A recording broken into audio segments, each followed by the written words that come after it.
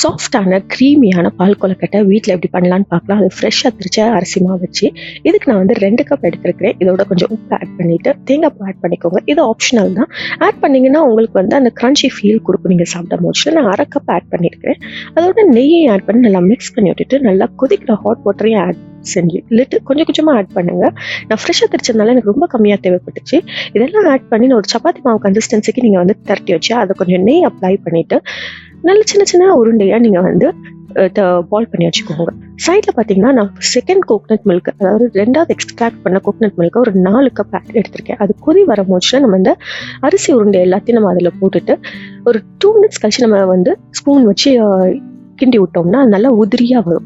நல்லா அது ஒரு 10 மினிட்ஸ் கொதிச்சு வந்த பிறகு நம்ம வந்து ஸ்வீட்னருக்கு ஏற்ப நான் கருப்பட்டி பால் ஆட் பண்ணியிருக்கிறேன். நீங்கள் அச்சுவலை பாகு கூட ஆட் பண்ணலாம். இதெல்லாம் ஆட் பண்ணி ஒரு 5 மினிட்ஸ் நல்லா கொதி வர முடிச்சு நல்லா அரிசி மாவை நான் தண்ணியாக கரைச்சி வச்சிருக்கேன். இது வந்து அந்த லிக்விடியாக இருக்கிறது உங்களுக்கு வந்து நல்லா கட்டியாக்கும். இதெல்லாம் ஆட் பண்ணி ஒரு 2 மினிட்ஸ் கொதி விடுங்க.